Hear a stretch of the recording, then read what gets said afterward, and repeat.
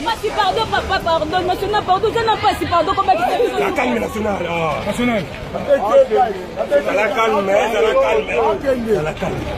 National, ça la kimia. Balukanda yo. Ça la kimia, balukanda yo. Kabunda do lukayo, ça la kimia. Ça la kimia. Mama. Ça la kimia, balukanda yo. Mutuno ne baluka si beba. Dans ma salle, c'est au fait, dans la gaz, en tout cas. Moyen de vraiment de faire. Il a non Kabunda do ça les gens biloko ya PPT. Ça veut dire que dans Kabilanda, vous n'avez pas dit national ça la kimia.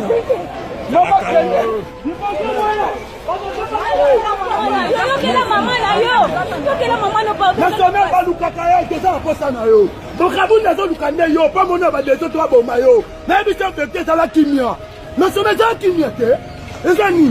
Donc on te puis bien lelo. Donc on déboulonner Kabundi lelo. Non de déboulonner qui m'avoue. Ya bosi ma.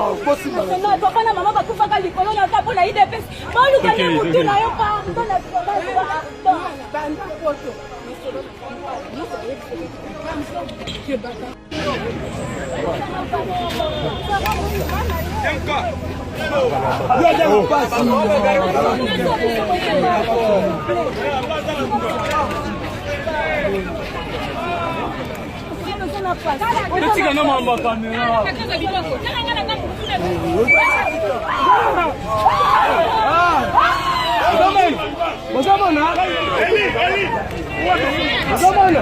Moto. Ahora moi.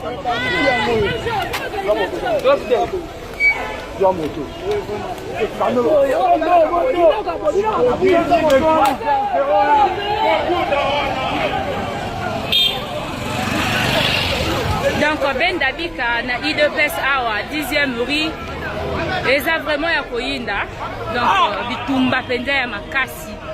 Alors rando éviter masasi bandi ko beta voilà na masasi lo beta et comme vraiment ya masasi non pas si pardon papa pardon national pardon je n'ai pas si pardon comment tu fais La calme nationale. National. Tu vas être dirigé par une personne qui n'est pas un barbare ou voté par le Congrès. En dehors du Congrès, l'intérim exige 3 personnes. Et nous ne permettrons pas à quel moment ou à quelle minute un individu comme celui-là diriger notre parti.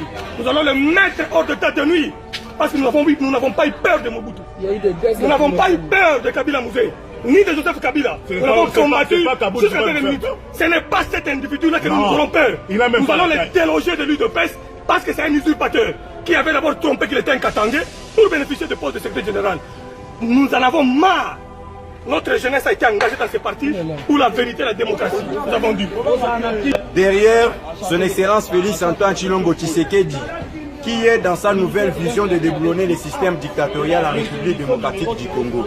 Yangwana biso tolobaki, déboulonnement et Kobanda, car à niveau à l'état menandenge la parti, il faut tout déboulonner anti-valeur. Jean-Marc Kaboun d'ailleurs, c'est monsieur que vous voyez là, c'est un D6 qui n'a pas un niveau, qui n'a pas un bagage intellectuel. Mouto Boso Monawana, Atanga Nayete, c'est un voyou qui a trompé au nom.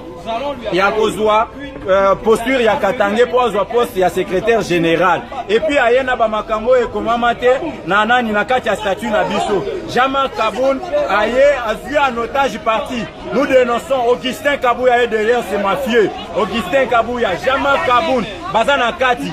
Donc au CPNangote, président de la République doit s'impliquer dans cette affaire.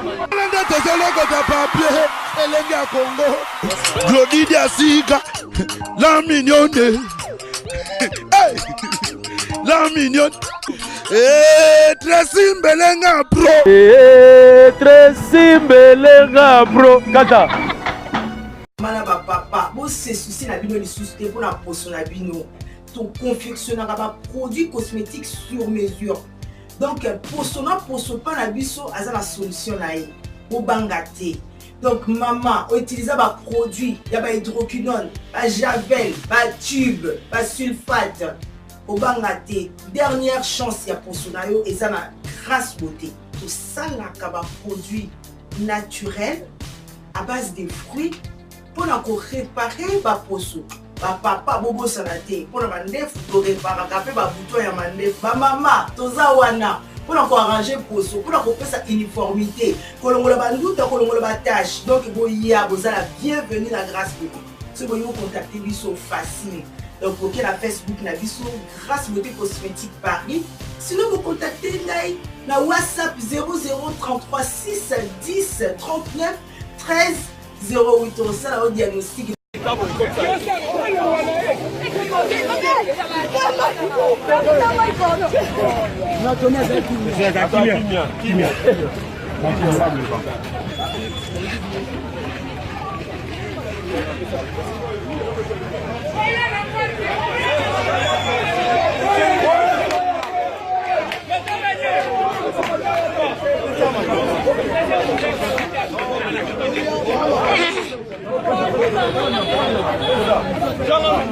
Voilà, nous sommes à l'île de Pes.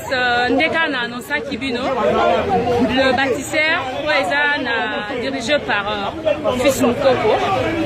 Basangani na réunion lelo et puis ils sont dit qu'il faut pas qu'il devienne à la permanence pour passer ça va problème au union suézolique. Mais comme il y a la permanence, c'est gaz et pandi batu. En tout cas, même ngawa a été mais va combattre. Bazo continuer car après va bien aussi la tête. Maman problème à moi ça ni. Ça il faut que nous na permanence pour que nous installer les jamais kabunda lele. Atiki to bisa. Biso bataille des pes. Biso bataille des pes mais comme to ke kuna ba nous la révolution a toujours mangé ses fils. C'est ça parti étaté. Mais bah oui nous boss soutenir il y a Fils Moukoko alors bozo lukabo kundisa Jean-Marc Kabou biso tota pona Jean-Marc Kabou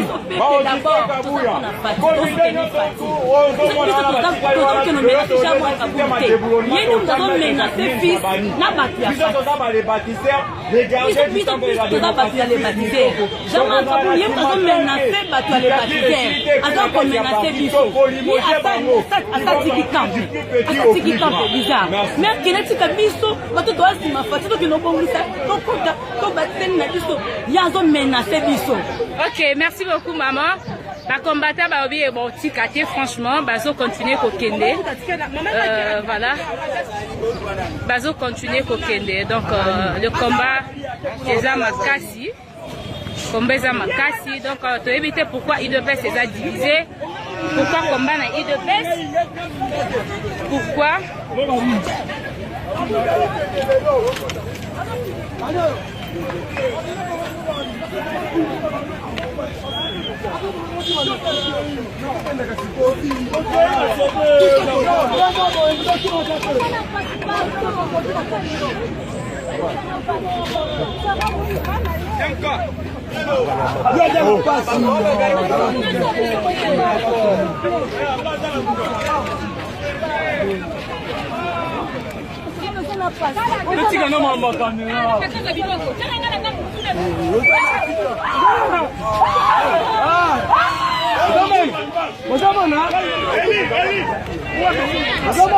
Moto.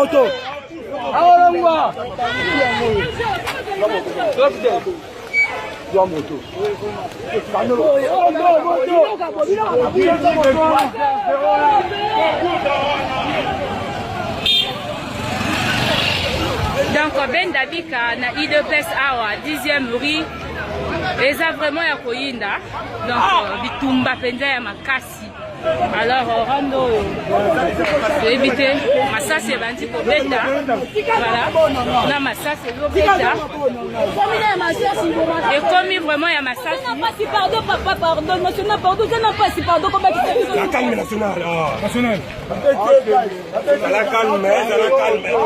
la calme national c'est la kimia balukanda yo balukanda kimia baluka yo kabunda to luka yo c'est la kimia Zala kimia, mama. Zala kimia, baluka. Dans ma salle, c'est Zobé, ça va bagage en tout cas. Moyen paix, vraiment, IDPS. Ça veut dire que dans Kabila, vous n'avez pas national dans la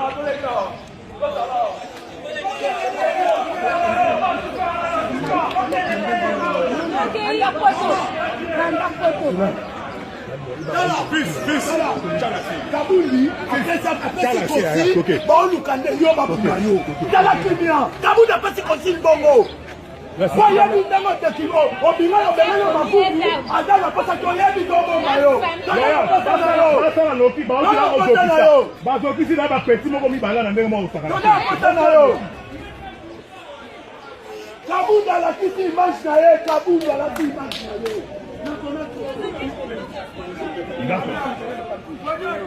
après ça, il rêve 5 ans, il n'en aura pas. Nous, c'est le respect des textes. Nous sommes des Tshisekediistes. Et nous avons perdu toute notre jeunesse pour le combat de la liberté et le combat des droits de l'homme et le combat du respect des textes comme Tshisekedi ou Mulumba, que nous avons toujours pleuré et nous continuons à pleurer. M. Kabound est arrivé à sa fin. Nous allons les déloger. Nous allons les déloger dans les 48 heures. Et je demande au général de la police de ne pas s'immiscer dans les affaires du parti, parce que légalement, il n'est pas appelé la police, parce qu'il n'est pas le plan de l'UDPS. Toi, sous la table, on s'est battu. Toi, sous la table, tu vas pas dirigé par 3 personnes. Natango bagage ezobeta mawa bandeko mosusu bazoki est-ce que eza idée ya malamu to sensibilisation ya malamu mutu atindi bato ba policier na baya teza Kabound azoluka bato bakufa est-ce que tant eza bato faut tout bakufa au moment où nous sommes au pouvoir mais Sakanda mais pourquoi pas suivre une voie pacifique pour que ils se sont vus hier avec le président de la CDP. Nous sommes là pour que la légalité soit appliquée dans toute sa lettre. On lui a lancé une invitation. Nous ne sommes pas quand même dans un jungle où il est informé. Notre parti ne peut pas être dirigé par une personne qui n'est pas un barbare ou voté par le Congrès. En dehors du Congrès, l'intérim exige 3 personnes. Et nous ne permettrons pas à quel moment ou à quelle minute un individu comme celui-là diriger notre parti. Nous allons le mettre hors de tête de nuit.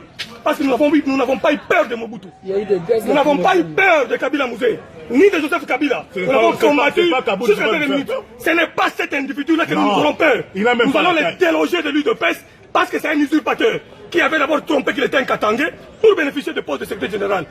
Nous en avons marre. Notre jeunesse a été engagée dans ces partis pour la vérité et la démocratie. Nous avons dit. Voilà, donc ça continue. Vous voyez, ce sont des combattants au bazar, vraiment la Kanda. Alors, Toyoki Bongo Massasi Ezobeta, Bagaz, et Pandi Batu, Tomoni, Bande comme Soussou Bazoki, en tout cas. On ne sait pas ce qui y de pèse. Ezokumba Maepa ya Jean-Marc Kabound, Ezali Bongo, y de pèse, il y a des combattants Soto, Ezali y de pèse est commis divisé actuellement. Et pour l'unité de l'île de pèse, tu évites tout ça.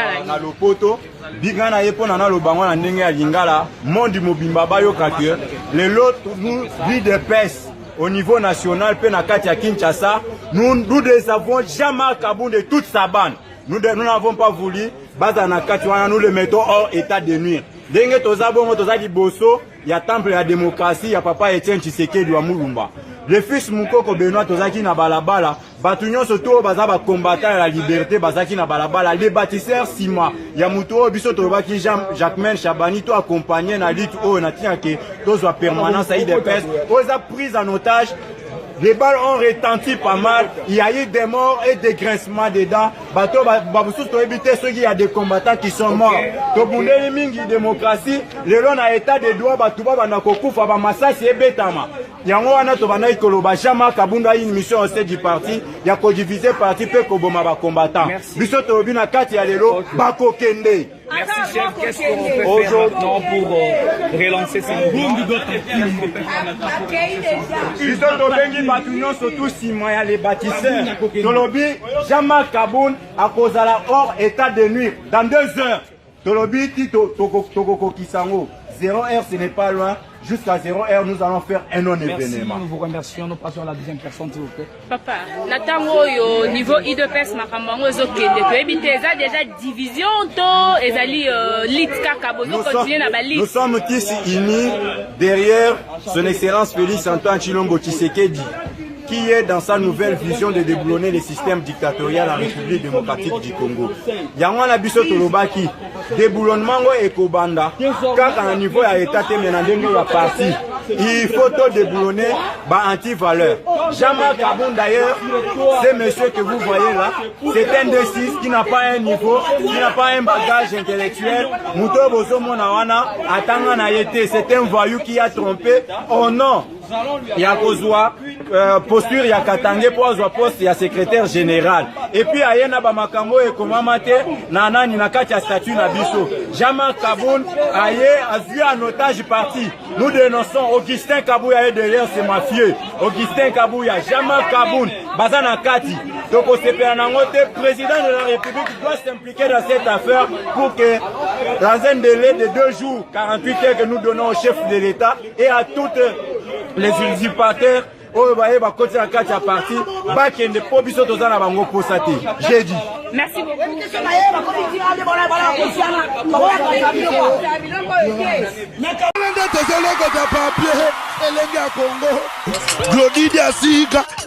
La mignonne. La mignonne.